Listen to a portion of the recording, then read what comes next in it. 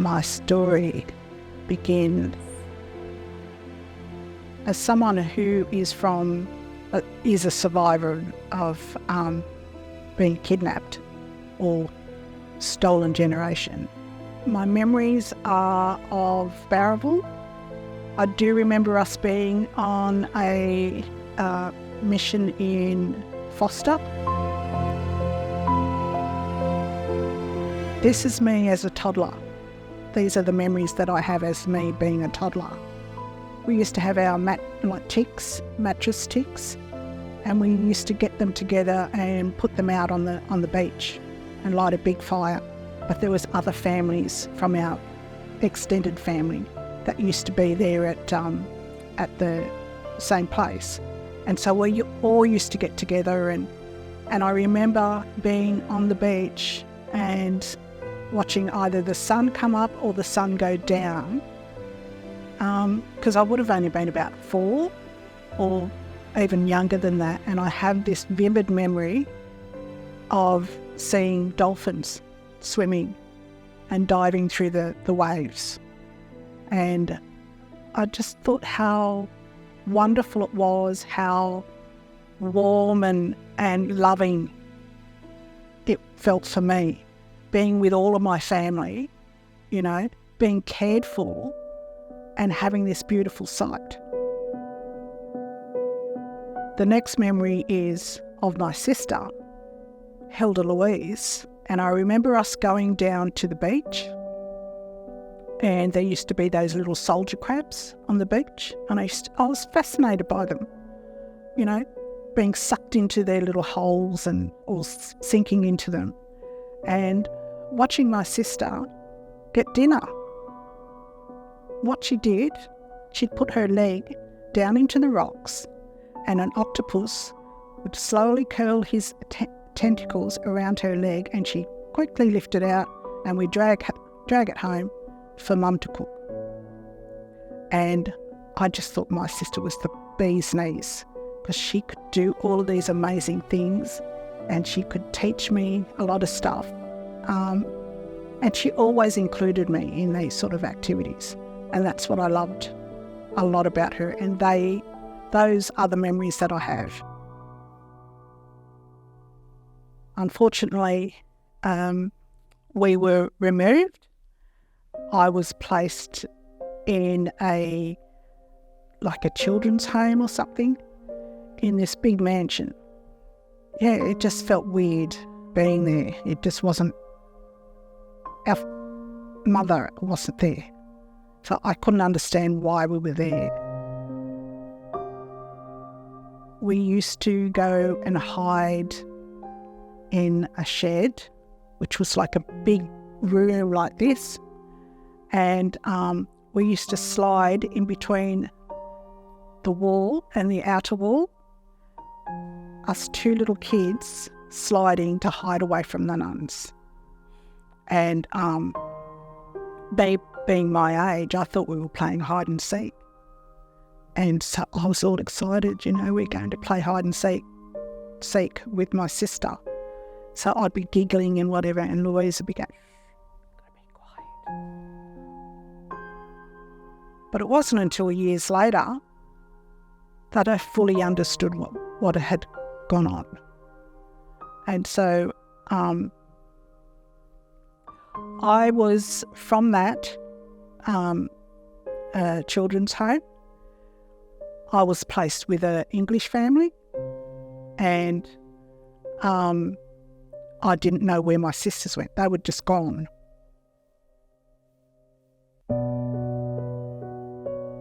The welfare officer, she just took me into the house, and there was no communication with me, and I just didn't know why I was there. Nothing had been explained to me. The welfare officer just got up and left, and I was left there with no explanation. So that was my introduction to my new family. This family had another little girl who, was about the same age as myself. and they had boys as well, and the mother was, how can I explain it? She wasn't very much of a maternal person. And so obviously with the trauma of just being left there and no explanation, I had wet the bed. And the next morning I was so frightened to tell the mother that I just laid in the bed. And when she realised that I hadn't got out of bed, I was beaten. I was beaten that fiercely that there was blood all over the floor. And then after that, I couldn't even move my hands or my fingers. I wasn't able to walk for weeks. And I was made to clean up. So that was my introduction to my new family. And it didn't stop. Growing up in a community that had no other Aboriginal people. And then one day I caught the bus and there was an Aboriginal bus driver. I near died. I couldn't even give him the coins for the bus trip. I was shaking. And he just grabbed my hand and took the money out of it and just said, it's going to be okay. I must have been about 14, 15. And that was the first time that I saw another Aboriginal person, because I was so sheltered. I didn't go anywhere. I just stayed home. So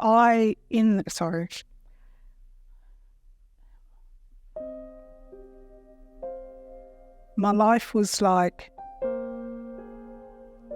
the fear was dominant. I was scared to talk to people. I couldn't look people in the eye. I couldn't speak. I'd sit in the corner so that I was invisible, because that's the only way that I didn't get beaten.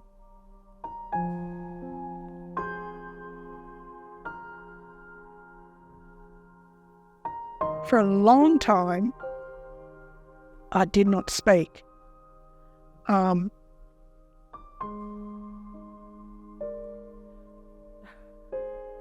I think about it now and you can't stop me from talking, because I became educated. I went to TAFE. I had the opportunity to go to TAFE. And I was so angry.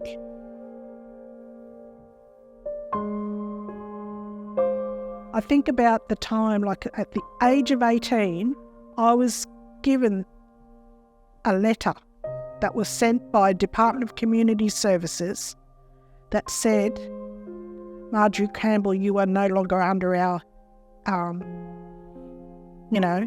jurisdiction. So what does that mean? You've had me under your supposed guardianship, and at the age of 18, that's it. Just go and fend for yourself with no knowledge of how to live a life. As a person of this society, where I feared, where I could not speak, where I had no knowledge of how to interact with people.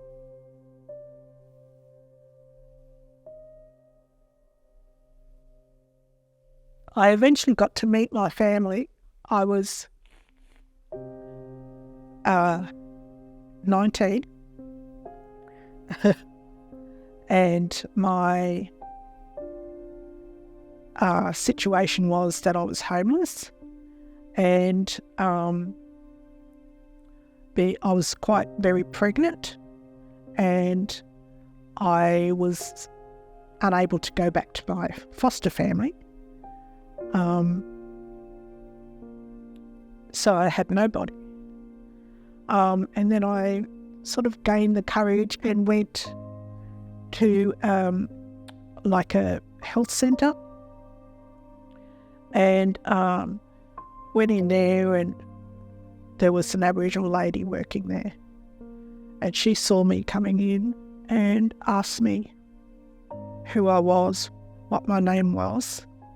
And so I told this lady, and she turned out to be a relative through marriage. She was able to make contact with my family. The welfare had told me that both my parents were dead. And I said to her, "What do you mean? My parents are alive?" She said, "Yes." So I'm in this refuge where no men are allowed to visit. And my father turns up. He's this striking shadow of a man that stood to me like 8 foot tall, had a Nakubra hat on. The sun was reflecting in my eyes, so it was just a shadow of him. He was so tall, and I just couldn't believe this statue of a man was my father. And he came driving down from Kempsey in an old orange ute. Then the next thing was, I'll drive you into Redfern to go and see your mother. And I'm again flabbergasted and shocked that my mother's alive. So 1984 was when I got to meet all of my family. We were taken in 1966. So growing up like that, living a half life, thank you, Department of Community Services, and to the Aboriginal Protection Board. This is what you did to me. Made me live a half life. And I started to get educated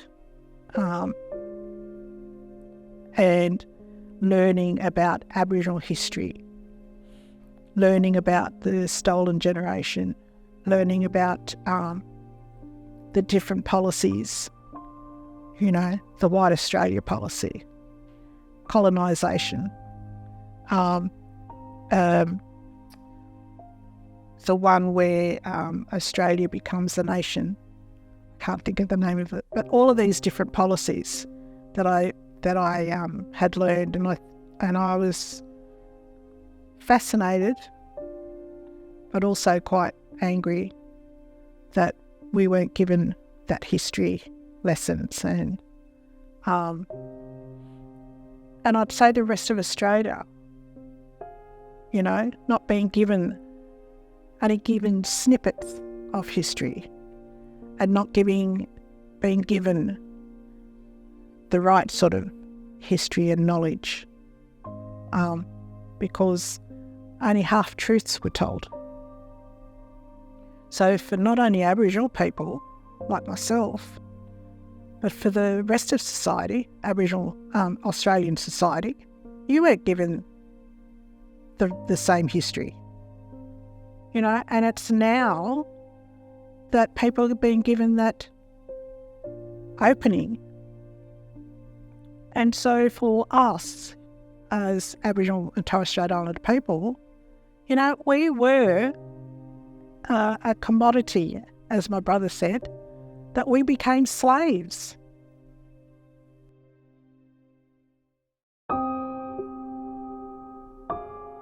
Like having to clean the house by myself as a young 5 and 6-year-old. You think about that now. What would you do with your 5 and 6-year-old? Would you make them get down on the ground, kitchen floor, scrub it, then dry it, or make sure that it's all dry and clean a certain way? Then would you force them to get down and wax the floor by hand? Then hand polish it. Then I had to learn how to cook because my foster mother used to end up in hospital. So there was no one there to cook.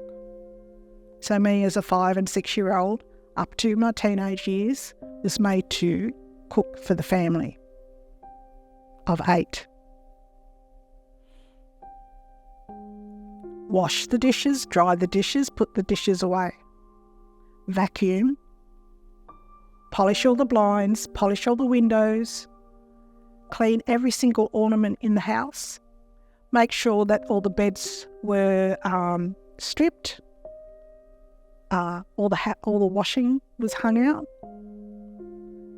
iron underwear and socks from the age of 5 and 6 right up until I was a teenager. Was that slave labour? I'm serious, I'm asking the question, is that slave labour? Even though I was there in this household, nobody else was doing any of this work, just me. Where sometimes I would sit in the laundry because I felt safer with the dogs, not out in the lounge room or in my bedroom. I couldn't sleep because the father would be in the room. Sorry, that's not a life for a child to have to live. No, I didn't have a good life. It was horrible, in fact. We were taken, removed from our family.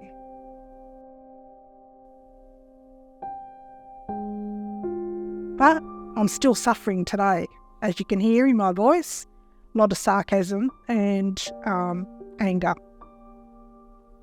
So that was my life. That is my life. I now suffer with post-traumatic stress disorder. I suffer with depression, anxiety. I have headaches. My body's in pain constantly. And the list goes on. That's my reality. Don't tell anyone. That's all people's reality that were taken from their families. Still, don't say anything to anybody. And that's our reality. Sorry to repeat it, but it's a very frustrating and angry point that this state and this country need to think about and amend. They need to start from the beginning of our history, of when Australia's history, and it's not just our history, Aboriginal and Torres Strait Islander history, it's Australia's history. What happened here? This country was taken over without our knowledge, without our consent. You know, I think about the intergenerational trauma of people being removed. And I think about my son, who is 43 now, and how I was saying for myself, living in this foster home, sitting in the corner, not speaking to anybody and not, interacting with other people. That's my son now.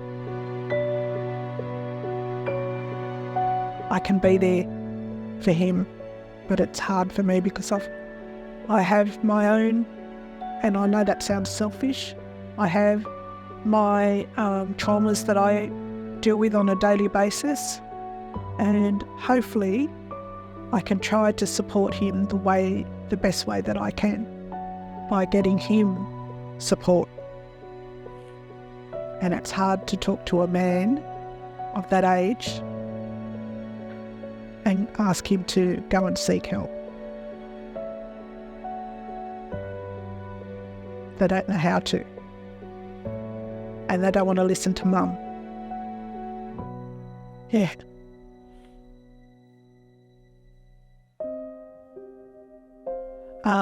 NAIDOC week. I mean, it's wonderful for people to get together I mean,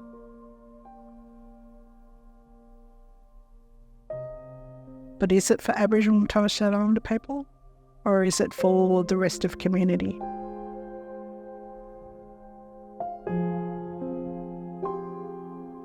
We all need to learn from each other. And to be told the true history of this country, okay, we need to own it because we're part of this country. But in the long run, once we've voiced both of our opinions about the history of this country, we can then move forward in acknowledging that we have the greatest opportunity to say that we in this country have the oldest living continuous culture in the world. Spiritual knowledge is older than Jesus. How amazing is that? We have Jesus and we acknowledge him with open hearts and open minds and with great joy. These two amazing spiritual entities that are just joy to acknowledge and to have in our hearts every day. Say, wow, and learn these different things every day.